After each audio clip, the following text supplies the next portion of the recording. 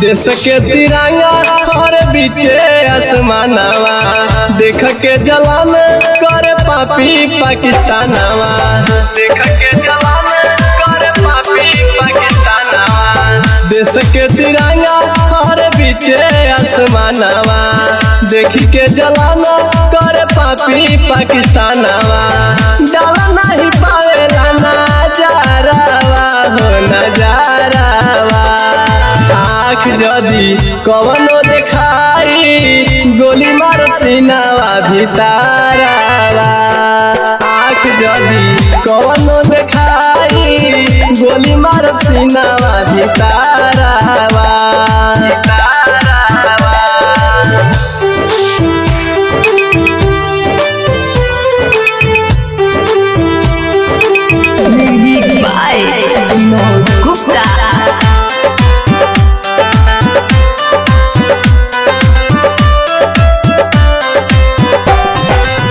Border पर सैनिक सब खाड़ बारे हो दुश्मन के करत इंतजार बारे हो।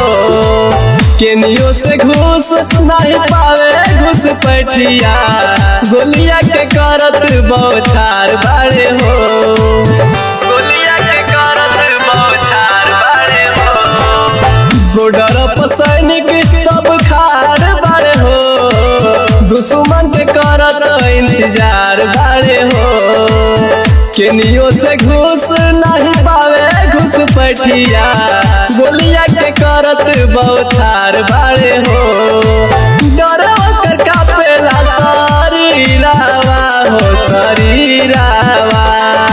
आँख जदी कवनो देखाई गोली मार सीनावा भितारावा। आँख जदी कवनो देखाई गोली मार सीनावा भितारावा।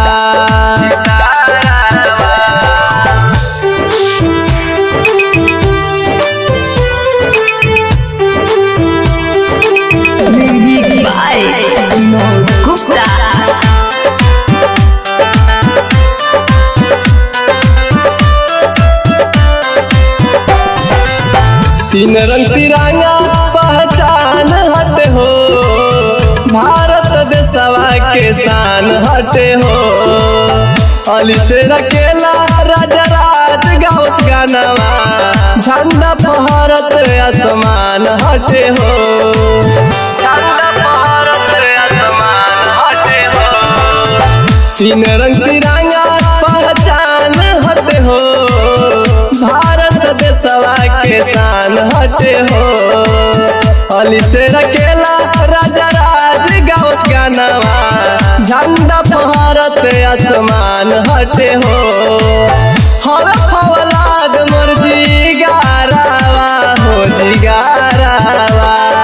आँख जदी कवनो देखाई गोली मारब सीनावा भितारावा।